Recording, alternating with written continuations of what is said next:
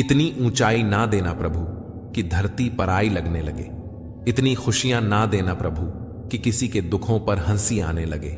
नहीं चाहिए ऐसी शक्ति जिसका निर्बल पर प्रयोग करूं। नहीं चाहिए ऐसे भाव कि किसी को देखकर जल मरूं। ऐसा ज्ञान मुझे मत देना, अभिमान जिसका होने लगे। ऐसी चतुराई भी ना देना कि लोगों को छल सकूं। प्रभु कहते हैं कि तू सोने से पहले सबको माफ कर दे, मैं उठने से पहले तुझे माफ कर दूंगा। दुनिया से बात करने के लिए फोन की जरूरत होती है और प्रभु से बात करने के लिए मौन की जरूरत होती है। फोन पर बात करने पर बिल देना पड़ता है और प्रभु से बात करने पर दिल देना पड़ता है। मोह माया में फंसने वाला बिखर जाता है और ईश्वर से जुड़ने वाला निखर जाता है। भगवान के पास दो शक्तियां हैं, एक है माया और दूसरी है भक्ति। जब कोई भगवान के समक्ष जाता है और भगवान को प्रणाम करता है तो वह पूछते हैं, बोलो क्या चाहिए, माया चाहिए या भक्ति? भक्त पूछता है, भगवान दोनों में क्या अंतर है? भगवान बोले, देखो दोनों में एक ही अंतर है। अगर तुम्हें नाचना है तो माया ले जाओ और अगर मुझे नचाना हो तो भक्ति ले जाओ। क्योंकि जीव जिसके वश में रहे उसका नाम माया और भगवान जिसके वश में रहे उसका नाम भक्ति। भगवान के राज्य में समस्त संसार नाचता है, जबकि भक्ति के राज्य में भगवान स्वयं नाचते हैं। किसी ने पूछा, भक्ति क्या है? बहुत ही प्यारा जवाब आया, भक्ति हाथों पैरों से नहीं होती वरना विकलांग कभी ना कर पाते। भक्ति ना ही आंखों से होती है वरना सूरदास जी कभी ना कर पाते। ना ही भक्ति बोलने और सुनने से होती है वरना गूंगे बहरे कभी ना कर पाते। और ना ही भक्ति धन और ताकत से होती है वरना गरीब और कमजोर कभी ना कर पाते। भक्ति केवल भाव से होती है, एक एहसास है भक्ति जो हृदय से होकर विचारों में आती है और हमारा प्रेम परमात्मा से जुड़कर रिश्ते में बदल जाता है। भक्ति भाव का सच्चा सागर है। भगवान ने इंसान को जब बनाया था तो उसे सब चीजें दी, पर एक चीज इंसान के हाथों से नीचे गिर गई, जिसे भगवान ने अपने पैरों के नीचे दबा दिया। इंसान के चले जाने के बाद भगवान से किसी ने पूछा, आपने अपने चरणों के नीचे क्या छुपाया है जो इंसान को वापस नहीं दिया? तब भगवान बोले, मैंने अपने चरणों के नीचे शांति छुपाई है।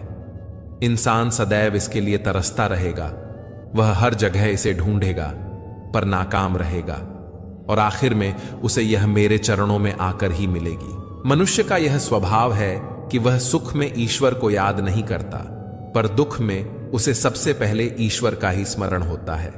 किसी ने पूछा, भगवान कब याद आते हैं?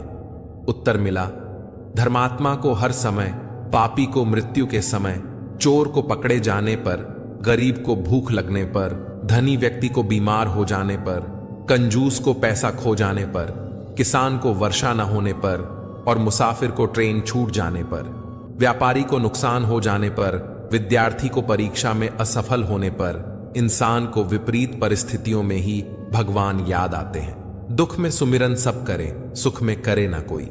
जो सुख में सुमिरन करे, दुख काहे को होए। सब दरवाजे बंद हो जाएं, तभी एक दरवाजा कभी बंद नहीं होता और वह है ईश्वर का दरवाजा।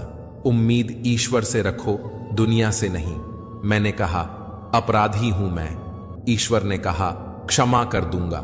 मैंने कहा, परेशान हूं मैं। ईश्वर ने कहा, संभाल लूंगा। मैंने कहा, अकेला हूं मैं। ईश्वर ने कहा, हमेशा साथ हूं मैं। मैंने कहा, उदास हूं मैं। ईश्वर ने कहा, नजर उठाकर देख, हर वक्त तेरे आसपास हूं मैं। जब आप भगवान का ध्यान करें तो हमेशा यही प्रार्थना करें, हे प्रभु, अगर किसी समय मैं आपकी उंगली पकड़ना भूल जाऊं तो आप मेरी बांह पकड़ना कभी मत भूलना। अगर मैं आपको कहीं साथ चलने के लिए बोलना भूल जाऊं तो भी आप स्वयं मेरे साथ चलना कभी मत भूलना।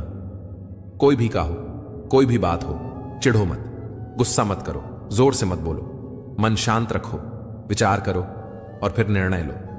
आवाज से आवाज नहीं मिटती, चुप्पी से मिटती है। तकलीफ सिर्फ आपको होगी, दुख भी आपको ही होगा। मन शांत रखोगे तो सुख भी आपको ही मिलेगा।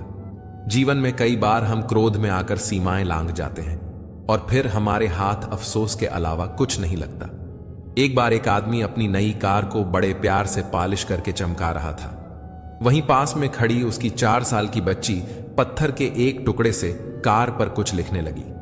कार पर खरोच लगती देख पिता को इतना गुस्सा आया कि उसने अपनी बेटी के हाथ को जोर से मरोड़ दिया, इतनी जोर से कि उसकी एक उंगली की हड्डी पर बहुत चोट लगी।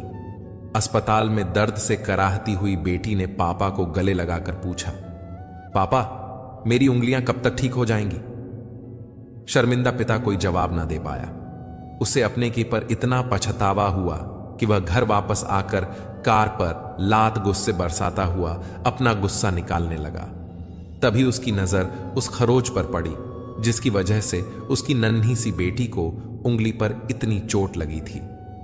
जानते हैं पत्थर के टुकड़े से बेटी ने कार पर क्या लिखा था? आई लव यू पापा। जीवन में सीमा हमेशा याद रखिए, चाहे वह गुस्से की हो चाहे वह प्यार की हो, और यह भी याद रखें कि चीजें इस्तेमाल के लिए होती हैं और लोग प्यार करने के लिए, पर हम उल्टा ही करते हैं, चीजों से प्यार और लोगों का इस्तेमाल। यह दुनिया कितनी निराली है ना। जिनकी आंखों में नींद है उनके पास अच्छा बिस्तर नहीं, और जिनके पास अच्छा बिस्तर है उनकी आंखों में नींद नहीं। जिनके मन में दया है उनके पास देने के लिए धन नहीं, और जिनके पास धन है उनके पास दया नहीं। जिसको भूख है उसके पास खाने को कुछ नहीं, और जिसके पास खाने को है उसके पास भूख नहीं। कोई अपनों के लिए रोटी छोड़ देता है तो कोई रोटी के लिए अपने छोड़ देता है। शब्दकोश में असंख्य शब्द होते हुए भी मौन होना सबसे बेहतर है।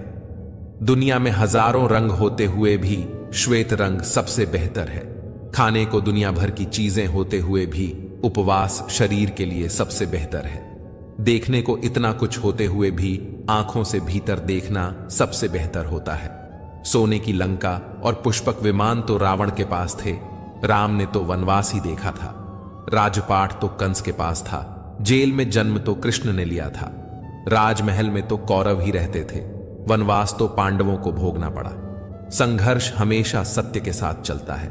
जब सत्य के लिए भगवान को भी संघर्ष करना पड़ा तो हम तो फिर भी इंसान हैं। बात बहुत छोटी है पर गहरी है। फिर मिलेंगे दोस्तों अगली वीडियो के साथ। तब तक के लिए अपना ख्याल रखिए और हमेशा मुस्कुराते रखिए।